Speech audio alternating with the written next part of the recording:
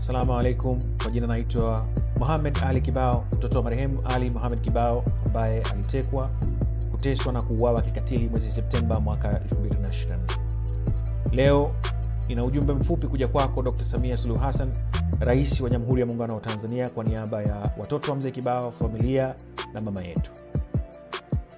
Katika mauaji ya Mzee Kibao kuna mengi ambayo hatuyafahamu, lakini vile vile kuna mambo kadhaa ambayo tunayafahamu na mengine yanaendelea kujitokeza kadri siku zinavyozidi kwenda. Katika hayo ningependa nigusie mambo makubwa manne.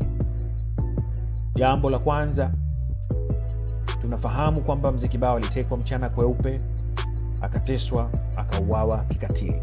Hili halipingiki, tunalifahamu wote. Nitalirejea hilo. Jambo la pili ambalo tunalifahamu ni kwamba serikali yako ina uwezo na uhodari mkubwa wa kuzuia mambo usiyotaka yasifanikiwe.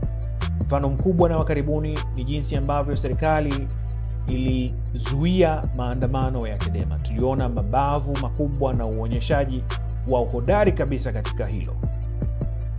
Sasa tukitofautisha jinsi ambavyo hilo lilichukuliwa na jinsi ya utekaji na mauaji ya Mzee Kibao yalichukuliwa, sio kwamba tunataka upendeleo katika kesi hii, hapana. Isipokuwa tukiona tofauti hizi zinatupa mashaka na kutufanya tupoteze imani katika vyombo vya dola ambavyo vimepewa dhamana ya kulinda Watanzania uhai na mali zao.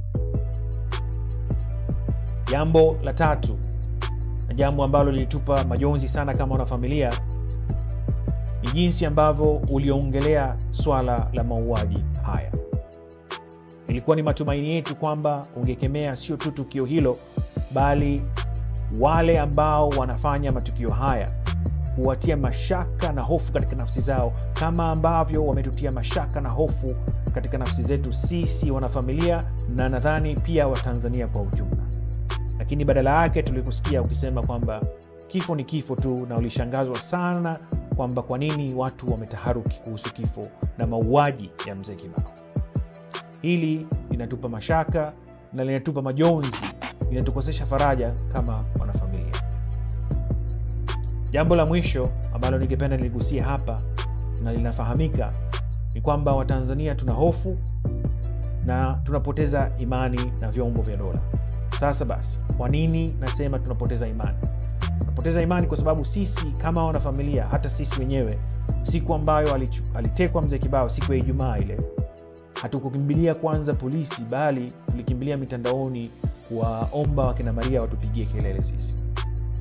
Na huu ni mfano mmoja katika mingi ambayo Watanzania wakiona ukiukwaji wa haki wanakimbilia mitandaoni badala ya kwenda polisi. Kwa nini pia nasema Watanzania tuna hofu? Nasema Watanzania tuna hofu kwa sababu sisi kama familia, yalipotokea mauaji ya Mzee Kibao, tulitafuta ushauri wa wanasheria Tanzania. Katika wanasheria wote tulioongea nao, hakuna hata mmoja aliyetaka hii kesi, na siwezi kuwalaumu kwa sababu na wao pia wanaweza kuwa wanahofia maisha yao. Sasa kama tunajisifia kwamba sisi ni kisiwa cha amani, ni amani ya aina gani ambayo tunayo, ambayo hata wanasheria wanashindwa kufanya kazi zao na shughuli zao za kutetea na kulinda haki za Watanzania kwa uhuru? Sasa basi, tukiyachanganya haya yote manne, Mzee Kibao kutekwa mchana kweupe na kuuawa, kuona kwamba serikali ina uhodari mkubwa wa kuzuia wasiyotaka yatokee yasitokee, Rais wa Jamhuri ya Muungano wa Tanzania kuongelea swala hili kwa wepesi, kusema kwamba kifo ni kifo tu, na Watanzania kuingia hofu na kupoteza imani. Tunapoyaona haya manne, tunajiuliza kama wanafamilia na pengine Watanzania kwa ujumla, je, hawa wanaofanya haya matukio wanafanya bila kuogopa kwa sababu gani?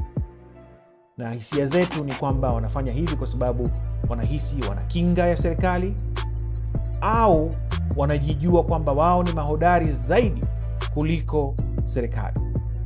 Kwa sababu hawaogopi, wanafanya uwazi mchana kweupe.